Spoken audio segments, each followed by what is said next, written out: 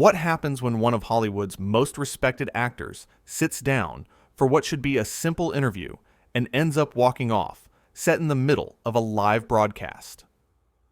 In just 33 seconds of one comment, a talk show host managed to cross a line so far that it ended with security being called and cameras cutting to black. This is the story of the night Denzel Washington had enough. The stage was set like any other evening. The studio audience was packed, the lights were hot, and Bill Maher was ready to do what he does best: push buttons and stir controversy. Denzel Washington walked out to massive applause, looking as composed and dignified as ever. He gave a small wave, shook Maher's hand, and settled into the guest chair. Right from the start, something felt off. Maher had this look in his eye, that smirk he gets when he's about to say something he thinks is clever, but is really just provocative for the sake of it. The audience could sense it. You could feel the tension even through the screen. "So Denzel," Maher started, leaning back in his chair with that casual arrogance. "Let's talk about your new film. Another one of those inspirational stories, right? You seem to love playing the hero." Denzel smiled politely, the kind of smile that doesn't quite reach the eyes. "Well, Bill, I think stories that uplift people are important. We need more of that in the world." Sure, Maher waved his hand dismissively. "But don't you think that's a little, I don't know, safe? I mean, when was the last time you took a real risk? Played someone actually complex?" The audience went quiet. You could hear it in the silence, people shifting uncomfortably in their seats. This wasn't a question. This was an insult wrapped in a question mark. Denzel's expression didn't change, but his voice got a little firmer. "I've played plenty of complex characters, Bill. Perhaps you haven't been paying attention." "Oh, I've been paying attention," Maher shot back, that smirk getting wider. "I just think you've been coasting on that charm and that smile for a while now, playing it safe, not really challenging yourself anymore." Now, anyone who knows Denzel Washington knows that the man has put in decades of work, won multiple awards, and earned every bit of respect he has. He's played everything from corrupt cops to freedom fighters, from alcoholic pilots to scheming villains. Safe is the last word anyone would use to describe his career. But Denzel stayed calm. He nodded slowly, like he was considering the words, even though you could see in his eyes he was deciding whether this was worth his time. "Bill," he said carefully, "I think we have different definitions of what taking risks means. To me, risk is putting your heart into something meaningful. It's about the craft, the truth in the performance." Maher laughed, actually laughed, like Denzel had just told a joke. "The craft? Come on, Denzel. You're an actor. You play pretend for a living. Let's not act like you're curing cancer here." The audience gasped. Actual gasps rippled through the studio. Even Maher's own crowd, the people who came to see him, couldn't believe what they were hearing. You don't talk to Denzel Washington like that. You don't talk to anyone like that, really, but especially not someone who has dedicated their entire life to their art. Denzel sat up a little straighter, his jaw tightened just slightly. "That's an interesting perspective, Bill. Tell me, what is it that you do that's so important? Sit behind a desk and mock people? Tear down instead of build up?" "Hey, I'm a comedian," Maher said, holding up his hands in mock surrender. "I'm a truth teller.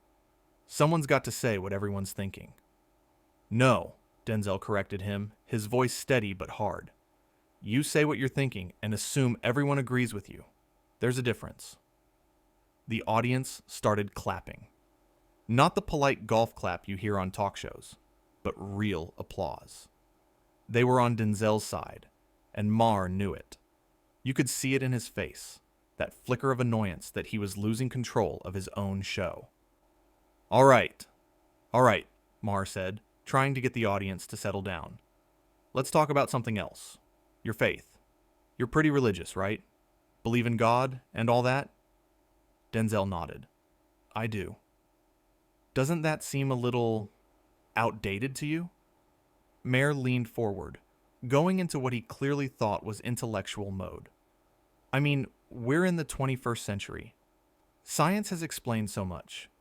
Don't you think holding on to these ancient beliefs is kind of limiting? Limiting? Denzel repeated, his eyebrows raising. My faith has been the foundation of everything good in my life. It's given me purpose, strength, direction. How is that limiting? Because it's based on fairy tales, Maher said flatly. Stories made up by people thousands of years ago who didn't know where the sun went at night. You're a smart guy, Denzel. Surely you can see that. The audience was dead silent now. This wasn't entertainment anymore. This was uncomfortable. People started looking at each other, wondering if they should be watching this, if someone was going to step in and stop it. Denzel's face was calm, but there was fire in his eyes. Bill, you can believe whatever you want to believe. That's your right. But don't sit here and mock what gives millions of people hope and purpose. That's not being clever. That's just being disrespectful. I'm not mocking, Maher insisted, though his tone said otherwise. I'm questioning. There's a difference. Or are we not allowed to question things anymore? Is that where we're at? Question all you want, Denzel said. But there's a way to do it that doesn't demean people? You seem to have forgotten that. Maher rolled his eyes. Actually rolled his eyes on his own show at his own guest. Oh, here we go. The morality lecture. You Hollywood types love to preach, don't you? You live in your mansions and fly on private jets and then want to tell the rest of us how to live. I've never told anyone how to live, Denzel replied evenly. But I also don't spend my time tearing people down for cheap laughs. Cheap laughs? Maher's voice went up an octave. I've been doing this for decades. I've built a career on saying what needs to be said. You've built a career on being contrary, Denzel countered. There's a difference between challenging people and just being antagonistic for ratings. The tension was thick enough to cut. The camera operators didn't know where to point. The audience was frozen. This was supposed to be a promotional interview for a movie, and instead it had turned into a full-blown confrontation. Maher tried to regain control. Look, Denzel, I respect you. I do. I just think we can have an honest conversation without all this sensitivity. This isn't about sensitivity, Bill. This is about basic respect, something you seem to struggle with. Oh, please, Maher scoffed. Don't act like you're above criticism. You come on shows like this. You're fair game. Criticism is fine, Denzel said, his voice getting quieter, which somehow made it more powerful. But what you're doing isn't criticism. It's condescension. It's arrogance. You think because you have a platform, you can say whatever you want about whoever you want. I can, Maher shot back. It's called free speech. And I have the freedom to not sit here and listen to it. Denzel stood up. The audience gasped again, louder this time. This was really happening. He was actually getting up to leave. Maher looked genuinely shocked. What are you doing? I'm leaving, Denzel said simply, reaching up to unclip his microphone. I came here to talk about my work, to have a conversation. But you're not interested in conversation. You just want to provoke and insult. Oh, come on, Maher said, standing up too, trying to laugh it off. Don't be so dramatic. Sit down. We're just talking. No, Bill. You're talking at me. You're talking down to me. And I don't need to subject myself to that. The crew was scrambling. Producers were running onto the set, whispering urgently. The audience didn't know whether to clap or stay silent. Some people were pulling out their phones, recording this moment that was quickly going viral. You're really going to walk off my show? Maher asked, his voice a mix of disbelief and anger. Over what? Because I asked you some tough questions? Denzel turned to face him fully, and when he spoke, his voice carried across the entire studio. No, Bill, I'm leaving because you've confused being tough with being rude. You've confused being provocative with being profound, and I've spent enough of my life around people who mistake cruelty for honesty." "This is ridiculous," Maher sputtered. "You can't just leave in the middle of a show." "Watch me," Denzel said. He placed the microphone on the chair and started walking toward the exit. Maher, desperate now, called after him. "Fine, walk away. That's what people do when they can't handle the truth." Denzel stopped. He turned around one more time, and the look on his face was pure dignity mixed with disappointment. "The truth, Bill, is that you've forgotten what it means to have a real conversation. You've spent so long performing your opinions that you've forgotten how to listen, how to respect, how to treat people like human beings instead of props for your show." "I treat my guests with plenty of respect," Maher protested, but his voice was weak now. He knew he was losing. Everyone knew he was losing. "Do you?" Denzel asked. "Because from where I'm standing, you've spent this entire interview trying to belittle me, mock my work, and insult my faith. If that's your idea of respect, then we definitely have nothing more to talk about." The audience started clapping again, and this time it was thunderous. People were standing up, giving Denzel a standing ovation as he walked toward the exit. Maher stood there, his face red, trying to figure out what to do, how to salvage this disaster. "You know what your problem is, Denzel?" Maher shouted over the applause, making one last desperate attempt to get the last word. "You can't handle anyone who doesn't worship you. You're so used to everyone kissing your feet that you can't handle real conversation." Denzel didn't even turn around this time. He just kept walking. A producer tried to talk to him, to get him to come back, but he politely moved past them. His mind was made up. He was done. Maher stood there, looking at the cameras, trying to figure out what to say. "Well," he started, forcing a laugh, "I guess some people can't handle honesty. We'll be right back after this break." But the cameras didn't cut to commercial. They stayed on Maher's face as he stood there, looking lost on his own stage. The audience was still applauding for Denzel, even though he'd already left the building. The crew was in chaos, people running around, shouting instructions. Security had to be called because some audience members started chanting Denzel's name, and Maher couldn't get control back. His producers were frantically trying to calm him down, but he was pacing back and forth, ranting about how disrespectful it was to walk off a show. The irony was completely lost on him. In the control room, they were making the decision to cut the broadcast entirely. This wasn't going to air as planned. This was a complete meltdown. The director was on the phone with network executives, trying to explain what had just happened. Meanwhile, Denzel Washington walked out of that studio with his head held high, got into his car, and drove away. He didn't release a statement. He didn't go on social media to explain himself. He didn't need to. His actions spoke louder than any words could. Back in the studio, Maher was still trying to justify what happened to his producers. "He's too sensitive," he kept saying. "I was just asking questions. He couldn't handle it." But everyone knew the truth. Everyone who was there. Everyone who watched. Everyone who heard about it later.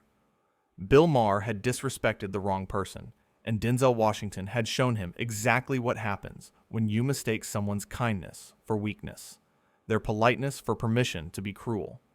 The show eventually went to commercial, but it was too late. The damage was done. Clips of the confrontation were already spreading online. People were talking about it everywhere. And the consensus was clear. Denzel had every right to walk away. In fact, most people were saying he should have left even sooner. What made it even more powerful was how Denzel handled it. He didn't yell. He didn't curse. He didn't throw anything or make a scene. He simply stood up, said his piece with dignity and clarity, and removed himself from a toxic situation. That's real strength. That's real class. Maher tried to control the narrative afterward. His team went into damage control mode, trying to spin it as a misunderstanding, as Denzel being too sensitive, as anything other than what it really was. But nobody was buying it. The footage didn't lie. The audience reactions didn't lie. Maher had been condescending, insulting, and disrespectful, and he got exactly what he deserved. The conversation in the green room afterward was telling. Other guests who had been scheduled for later in the week started calling to cancel. Nobody wanted to be the next person subjected to that kind of treatment on live television. Maher's booking agents were scrambling to fill the slots. The crew members were talking amongst themselves, many of them saying they'd never seen anything like it. Some admitted they'd been uncomfortable with Maher's approach for a while, but didn't feel like they could say anything. Seeing Denzel stand up to him gave them a sense of validation. What Denzel did that night was important beyond just that one moment. He showed that there's a line between provocative conversation and outright disrespect. He demonstrated that having a platform doesn't give you the right to demean people. He proved that sometimes the most powerful thing you can do is simply refuse to participate in someone else's game. Bill Maher built his career on the idea that he's fearless, that he'll say anything to anyone. But when faced with someone who actually stood up to him, who called him out on his behavior, who refused to be a punching bag for his ego, he crumbled. He didn't have a comeback. He didn't have a witty response. He just stood there, watching his show fall apart around him. The studio audience that night got more than they bargained for. They came to see a typical talk show interview. Maybe some jokes, some promotion for a new movie. Instead, they witnessed a masterclass in maintaining dignity under pressure. They saw what it looks like when someone refuses to compromise their values for entertainment value. Denzel's walk off that set wasn't impulsive. It wasn't an emotional outburst. It was a calculated decision made by someone who knows their worth and refuses to accept anything less than basic respect. Every step he took toward that exit was purposeful. Every word he spoke was measured. He wasn't running away. He was making a statement. And that statement was heard loud and clear. You can be successful without being cruel. You can be honest without being hurtful. You can challenge people without demeaning them. These aren't complicated concepts, but somehow, in the world of talk show television, they'd become revolutionary ideas. The production assistants who escorted Denzel out said he was nothing but gracious. He thanked them for their work. He apologized that they had to deal with the chaos. He didn't badmouth Maher to them. He didn't vent or complain. He just quietly left, got in his car, and went home. That's the difference between someone who has earned their respect and someone who demands it. Denzel didn't need to explain himself to the staff. He didn't need to justify his actions. His reputation spoke for itself. Decades of professionalism, of treating people well, of being known as one of the genuinely good people in an industry full of egos. Maher, on the other hand, spent the rest of that evening trying to convince everyone that he'd done nothing wrong, that Denzel was the problem, that people are too sensitive nowadays, that he's just keeping it real. But the more he talked, the worse he looked. Every excuse made him seem smaller. Every justification highlighted exactly what Denzel had been talking about. The beauty of what Denzel did was in its simplicity. He didn't need a grand speech. He didn't need to destroy Maher with words, though he certainly could have. He just needed to draw a line and stick to it. This is acceptable. This is not. And I will not pretend otherwise for the sake of your show. In the parking lot, as Denzel's car pulled away, you could still hear the noise from the studio, the chaos that had erupted in his wake. But he was calm, peaceful even, because he knew he'd done the right thing. He'd honored himself, his values, and his principles, and no amount of airtime or publicity was worth compromising those things. That night became a turning point, not just for Maher's show, but for how people thought about celebrity interviews in general. Audiences started questioning why they accepted hosts being rude to guests, why disrespect was considered entertainment, why someone being mean was supposed to be funny. Denzel Washington didn't set out to start a movement when he walked onto that stage. He just went to promote his movie. But by refusing to accept being treated poorly, by standing up for himself with grace and dignity, he reminded everyone watching that respect isn't optional. It's not something you earn by being famous or having a talk show. It's something every human being deserves, and it's something every human being has the right to demand. Bill Maher learned that night that there are consequences to treating people like they're beneath you, that your platform doesn't protect you from accountability, that eventually someone will call your bluff, and when they do, all the clever words in the world won't save you from the truth of who you are and how you treat people. And Denzel Washington reminded the world why he's not just a great actor, but a great man. Because true greatness isn't about how you perform on camera. It's about how you carry yourself when things get difficult. It's about knowing when to stay and when to walk away. It's about never compromising your dignity, no matter who's watching or what's at stake. The cameras eventually cut to black. The audience was ushered out. The crew packed up the equipment. But the impact of those 33 seconds, of that one comment that crossed the line, of Denzel Washington standing up and walking away, that impact lasted far longer than any episode of any talk show ever could.